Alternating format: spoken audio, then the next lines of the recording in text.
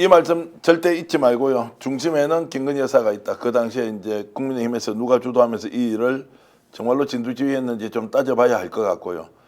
자, 오늘 여러분들께 처음으로 공개하는 내용일 수도 있습니다. 자, 명태균이 청와대 가면 뒤진다라는 이야기를 했죠. 네. 그리고 그 과정에서 명태균이 평소에 건진과 천공보다 본인이 훨씬 더 신임을 받고 있다는 내용의 얘기를 했다고 합니다. 저희들 강혜경 씨로부터 들었던 얘기 준비해 놓고 있는데요. 문제는 김정대 의원이 지금까지 문제를 삼았던 청와대 용산 이전과 관련된 부분 절대 놓칠 수는 없다라는 측면에서 김건희 여사가 공천 개입한 것도 사실이지만 명태균의 발언을 통해서 김건희 여사가 청와대의 용산 이전에 깊숙이 개입한 것 아니냐라는 의혹을 제기하면서 저희들이 계속 추적을 해보려고 하는데요. 강혜경 씨가 어떤 말을 했는지 직접 들어보시겠습니다.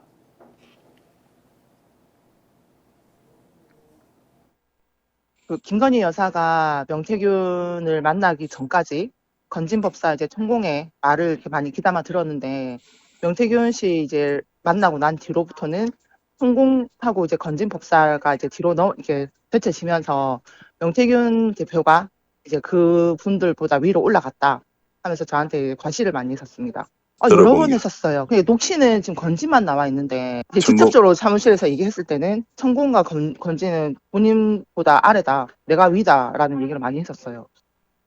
자, 이게 이제 어떻게 나왔냐면 김정대 의원. 네. 지금 명태균 대표의 녹취를 쭉 이렇게 보니까 거기에 건진이 김영선 공천을 줬다. 말도 안 되는 소리다라고 막 하는 장면이 나오거든요. 예, 그거 봤습니다. 그러니까 건진 이야기를 하죠. 그리고 천공 이야기는 한 번도 녹취에는 없는데 평소에도 천공보다 본인이 위에 있다. 김건희 여사 자신을 더 신뢰한다. 이제 이런 이야기를 했는데 여기까지는 이제 허언일 수 있습니다. 그런데 청와대 들어가면 뒤진다라는 이제 이 말을 하고 무슨 뭐 북악산과 뭐 이렇게 산세를 보니까 머리가 어디로 꺾여 있다 이런 이야기를 하지 않습니까?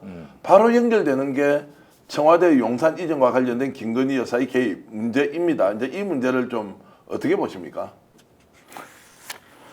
그 신영환 교수의 증언에 따르더라도 대통령 선거가 있었던 2022년 3월 9일, 3월 10일까지 공식 석상의 청와대 이전은 바로 광화문 앞에 있는 정부 종합청사로 이전하는 것으로 기록돼 있다는 건데 그 이후에 비합리적 구조를 통해서 이러한 명태균이나 이런 걸 통해서 청와대 가면 죽는다.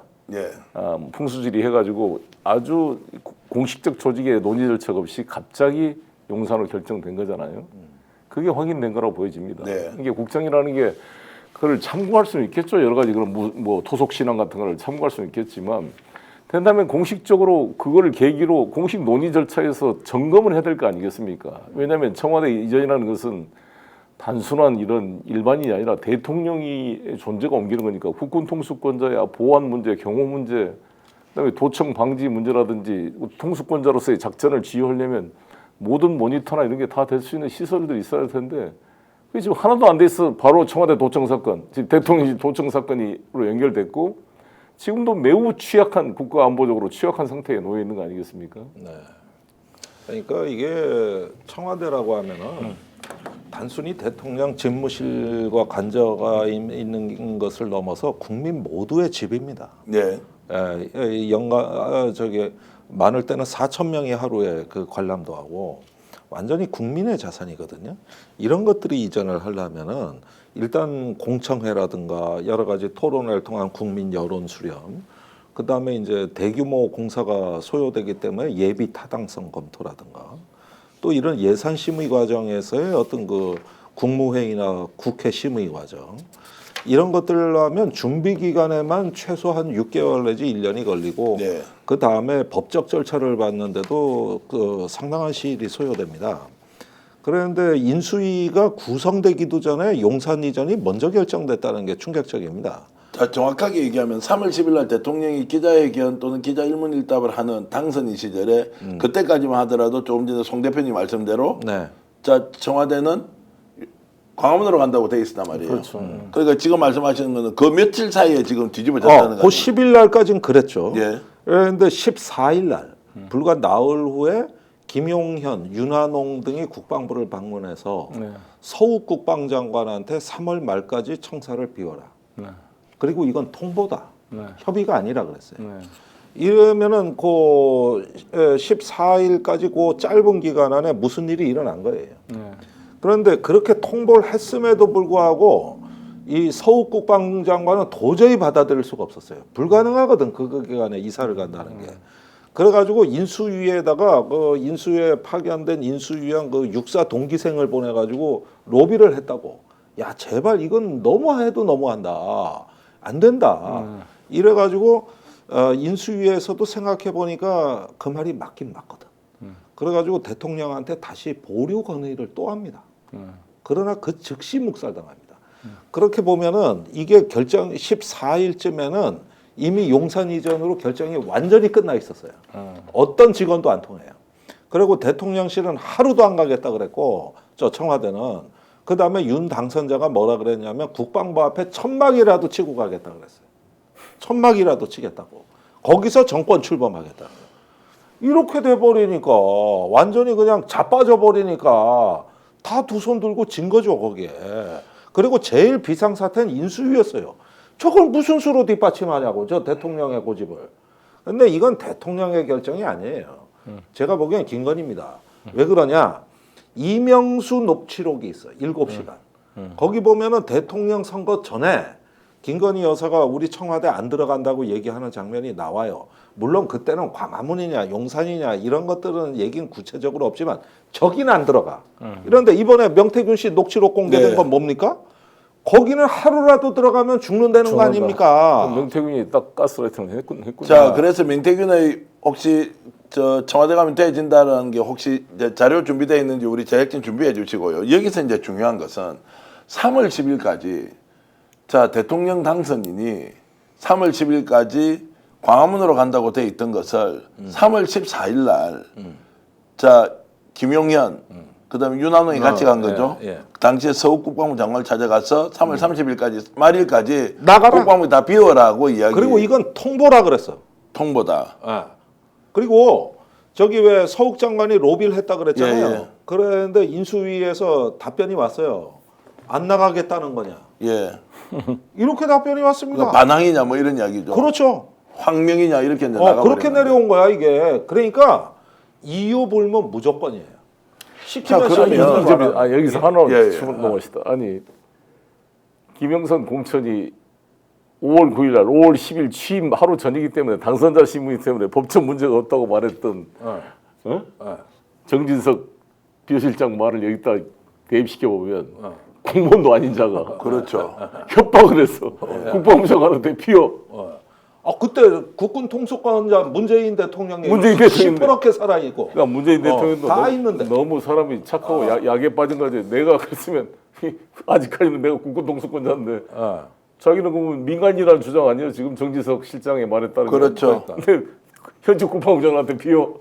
자, 그래서 알아가는 거냐 이렇게 협박했다는 거 아니에요? 자, 그 초법적 행위도 따져야 하는데 아니 대표님 이제 이걸 묻고 싶은 거예요. 어떻게 청와대를 이전하는데 나흘 만에 특정 지역을 정해놓고 그쪽으로 가는데 한 달도 아니에요. 20일 3월 14일이니까 3월 30일 한 17일 정도 될 겁니다. 그때까지 다 비워라고 하는 국가정책 결정과 집행이 가능하냐는 질문을 제가 좀 드리고 싶은 겁니다. 가능하게 만들었잖아요. 가능하게 만들었다.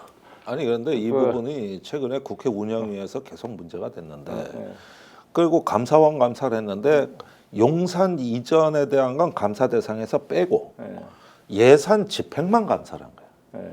그랬는데도 불법과 탈법 그래서 그게 다 소지가 나온 거죠. 무더기로 나왔는데 그 감사에서조차 앞에 게 빠졌어요. 그런데 사실 진짜 감사는 그거여야 됐어요. 빠진 부분. 그러면은 지금 와서 이렇게 보면은 이런 식으로 이제 여사가 기자한테 청와대 안 들어갈 거야 공언하고 이게 현실화되는 걸 우리가 목격하는데 네. 이 부분이 앞으로 그냥 대충 넘어가고 용납이 된다 그러면은 나라 절단납니다. 아니 대통령실 이전이 어떻게 대통령의 문제입니까? 국가 안보의 문제지. 그러는데 이런 부분을 갖다가 여사 무속인 무속인 여론조사라도 했는지는 몰라도 이런 식으로 해가지고 조단위 사업이 저기 집행됐다 그러면 그게 정상국가입니까? 실패국가지. 자, 그래서 서울시청사를 옮긴다. 그리고 부산시청사를 옮긴다. 그런데 선출된 공직자의 배우자가 뭔가 꼽혀가지고 어디로 가자 이게 말이 안 되지 않습니까? 네. 청와대는 더욱더 그러하죠. 그런데 이 문제를 지금 제기해 놓고 있는 이유 여러분 조금만 지켜보십시오. 스픽스가 여러 경로를 통해서 취재를 하고 있는데 이거 절대 놓쳐서는 안 되는 것이다. 명태균 게이트로 출발하지만 대통령실 그리고 청와대 용산 이전 문제로 이어질 만한 단서는 여러 가지가 있다. 하나하나 확인하는 대로 여러분들께 보여드리기로 하고요. 그래서 김건희 여사가 만약 개입을 했다면 어떤 말을 듣고 그 결정을 했을까라는 단서 명태균으로부터 나오는데 여러분 한 번 더 들어보시겠습니다. 내가 뭐라 하대. 경호가 나발이고, 그 내가 그거 가면 뒤질락한테, 본인 같으면 뒤질락하면 가나. 내가 그 김건희 사모 안질병이라고 눈좀 끌어올릴 사주력 하고 내가 뭐라 했는 줄 알아요. 본인이 영부의 사주가 들어왔는데, 본 대통령 사주가 안 들어왔는데. 근데 두 번째는 3월 9일이라서 당선된다 그랬지. 그 왜 그러냐 그래서 꼽히기 전에는 윤석열이가 당선이 되면은 이재명을 이길 수가 없다. 그래가 함 교수 전화 왔어요. 진짜 뭐 하루 이틀 지났으면 졌겠다 이거였어. 내 얘기했잖아요. 그 청와대 뒷산에 백악산은 좌로 대가리가 꺾여 있고 북한산은 오른쪽으로 꺾여 있다니까. 김정일 위원장 사무실에서 보니까 15층이니까 그 산 중턱에 있는 그 청와대 딱 잘 보이대. 자, 이제 저 내용이 실제 김건희 여사의 용산 이전 결정 과정에 영향을 미쳤다라고 하는 것이 확인되면 어떤 파장이 있을지 그 비용이 1조가 들었는데 비효율의 극치인데다가 지금 현재 용산 이전 이후에 생겼던 수없이 많은 문제의 출발 지점이 절차를 밟지 않고 적극적으로 초현실적인 뭔가 요소에 의해서 결정된 것이 저는 밝혀질 것이라고 확신하고 있고요. 지금까지 나와 있는 정황만 보더라도 비정상적으로 결정된 게 맞지 않습니까, 대표님? 그렇게 결정이 되면 그 과정에 수많은 예산이 소요되고 그 예산을 가지고 수익약으로 돈을 버는 사람들이 생겨납니다. 예를 들어서 경찰 제복 한번 또 바뀌었잖아요. 색깔 다 되고 나죠. 그 경찰 전국 경찰에 13만 명이 넘은 경찰들 제복을 싹 바꾸면 그 비용이 얼마입니까? 국가 예산이. 그 납품한 업체들이 누군지는 모르지만 다 조사해 보면 관련이 나올 거예요. 다 뭐 21g부터 시작해서 그 관련 업체들이 다 해먹고. 그러니까 거의 해먹는 정도가 이번에 뭐 정신건강 정말 이 윤석열 부부 때문에 모든 국민이 좀 정신건강이 침해되고 있는데 정신건강 뭐 한다고 자기 뭐 김영숙 교수 뭐 이번에 돈 많이 늘어났어. 한양대 무용과 교수가 뭐 관련돼 있다 그러는데 와 정말 이게 범죄 집단이 참을 수 없는 그 탐욕에 그 진짜 아니, 그러니까 끝장 막장 정권을 보는 것 같습니다. 저기 인수위 때 이런 결정이 왜 중요하냐면은 이때가 이 나라가 김건희의 나라라는 것을 확실히 확인시키는 출발점에 예. 이 사건이 있는 거예요. 그러니까 사실 이럴 때조차도 어느 공적 기능이 살아 있어가지고 견제라도 했더라면 오늘날 이렇게 김건희의 나라가 되진 않았을 거예요. 그런데 아무도 직언하지 못하거나 뒤로 물러서고 납작 엎드리는 순간 어떻게 되느냐? 김건희한테는 이거는 내 나라라는 어떤 확신이 이제 비로소 강화된 것이고 그게 정권 출범부터 첫 출발부터 잘못된 길을 닦아왔던 겁니다. 그래서 이 대통령실 이전은 김건희의 사업이고 김건희가 어떤 그 대통령 위에서 국가를 좌지우지할 수 있었던 말하자면 어떤 오늘날 괴물이 된 여사의 어떤 모습을 보게 된 출발선인데 사실은 이런 문제 자체가 그 뒤에도 논란이 되고 했을 때 몇 번 어떤 그 조금 뭐랄까 정책을 좀 미세 조정을 한다거나 수정을 한다거나 해가지고 시기라도 조정해 나가고 그러면은 여사도 국가 마음이 내 마음대로 되는 건 아니구나. 그런데 아니 어떻게 말 한마디에 그냥 조단위 사업이 그냥 퍽퍽 결정되고 이러면은 그 다음 국정이 어떻게 되겠습니까? 이렇게 해도 되는 게 되는 거예요. 이렇게 해도 되는 나라가 되는 거지. 이게 무슨 공화국입니까? 신정국까지. 자, 그래서 김종대 의원의 말씀처럼 이게 결국 김건희를 통한 대한민국 통치가 이루어진 출발 지점에 아무도 막지 못하고 국가의 체제나 시스템을 100% 붕괴시키면서 1조 이상의 예산을 낭비했던 그 사건이 청와대의 용산 이전이라고 주장합니다. 증거는 하나하나 만들어 오겠습니다. 저희들 웬만하면 명예훼손으로 걸지는 마십시오. 정황들이 워낙 많아서 문제 제기를 하는 것이고 더 많은 언론이 나서서 이 문제 파헤쳐야 합니다. 자, 윤한홍 다 알고 있을 거고요. 그리고 김용현 지금 국방부 장관, TF 부단장이었고 다 청와대 대통령실의 경호처장이었습니다. 훤히 알고 있습니다. 그리고 백재권 씨는 갔다 왔다면서요.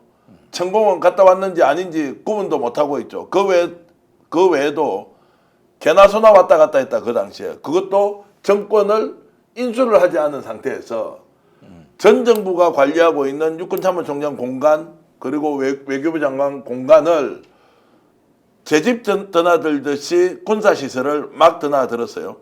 한두 놈이 아니에요. 아니 제가 알아요. 그건 내가 경찰 조사 과정에서 확인한 거예요. 육군본부에서도 천공을 구별 못하는 이유가 너무 많이 와서 누가 천공이고 뭔지 구별이 불가능했다는 게 육군본부 장군들의 증언이에요. 그 사람들 참고인 조사 받았잖아요. 그러니까요. 그리고 여기에서 이런 어떤 그 일종의 무슨 무속판인지 뭔지를 판을 벌려 가지고 거기가 벌집이 된 거야. CCTV에 보면 무더기로 나와. 그러니까 이런 상황으로 해가지고 자기들의 잔치를 이제 한바탕 하고 난 다음에 이제 국가대 예산이 한정없이 들어갑니다. 계속 수요가 발생하는 거야. 이게 경호처 부대시설, 복지시설부터 해가지고 계속 쏟아부는 거예요. 국방부가 7군데로 짜겨졌어요. 지금도. 스픽스는 말하는 언론입니다. 대세는 유튜브, 그중에서 스픽스. 좋아요, 댓글, 구독, 알림 설정. 여러분이 저희를 사랑해 주시고 우리가 여러분을 사랑하는 4가지 방법입니다.